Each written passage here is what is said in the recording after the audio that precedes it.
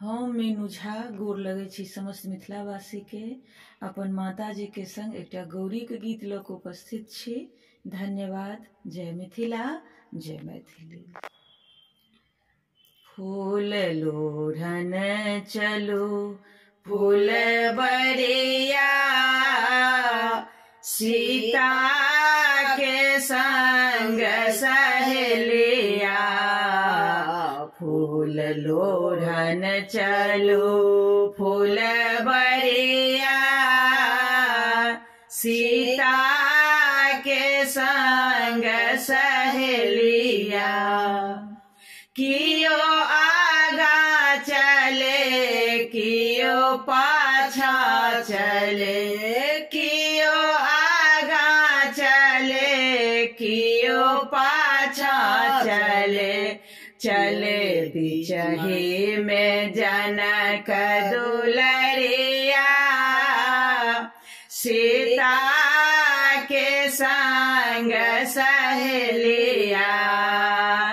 चले बिचही में जनक दुलरिया, सीता के संग सहेलिया। फूल लोढ़न चलो फूल बरिया, सीता के संग सहेलिया। कियो बेली लोरे कियो चमेली लोरे, कियो बेली लोरे कियो चमेली लोरे। कियो लोढ़ला अड़हुल के कलिया, सीता के संग सहेलिया।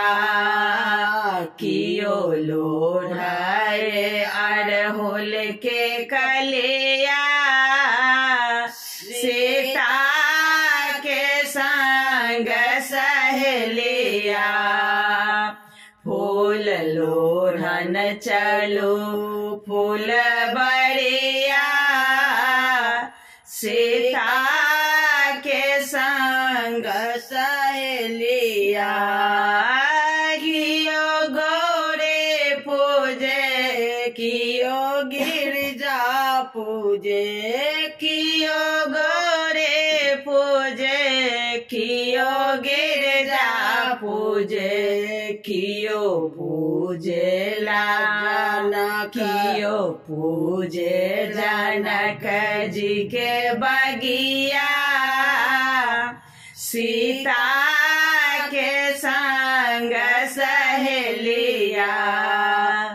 कियो पूजे जनक जी के बगिया, सीता के संग सहेलिया। फूल लोढ़न चलो फूल बरिया, सीता के संग सहेलिया।